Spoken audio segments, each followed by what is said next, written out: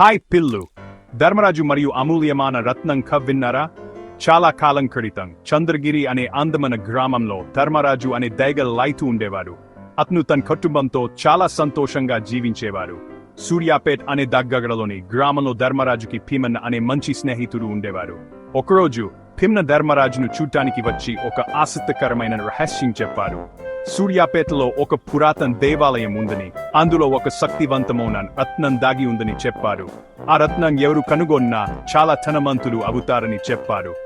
ధర్మరాజుకి డబ్బు మీద అంత ఆసక్తి లేకపోయినా స్నేహితుడి మాటలను గౌరవించి ఆ దేవాలయానికి వెళ్లాలని నిర్ణయించుకున్నారు. మరుసటి రోజు ఉదయం ధర్మరాజు మరియు భీమన్న సూర్యాపేటకు బయలుదేరారు. వారు పాత భయంకరమైన ఆలయానికి చేరుకుని లోపలికి అడుగు పెట్టారు. చీకటిగా ఉంది, కానీ ఒక చిన్న దీపం నుండి వెలుతురు వస్తోంది. అక్కడ ఒక పెట్టెలో ఆ అమూల్యమైన రత్నం ఉంది. రత్నం ప్రకాశవంతంగా మెరుస్తోంది మరియు ధర్మరాజు ఆశ్చర్యపోయారు. కానీ దాన్ని తీసుకునే ముందు అతను ఒక ముఖ్యమైన విషయం గురించి ఆలోచించారు.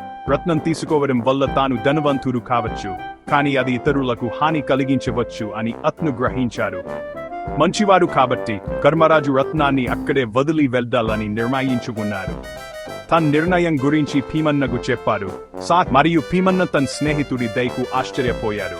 వారు ఆలయం నుండి బయలుదేరి ఇంటికి తిరిగి వెళ్లారు. ధర్మరాజు తన కుటుంబంతో సంతోషంగా జీవించారు మరియు అతను గ్రామంలో అందరికీ ఆదర్శప్రాయుడు అయ్యారు.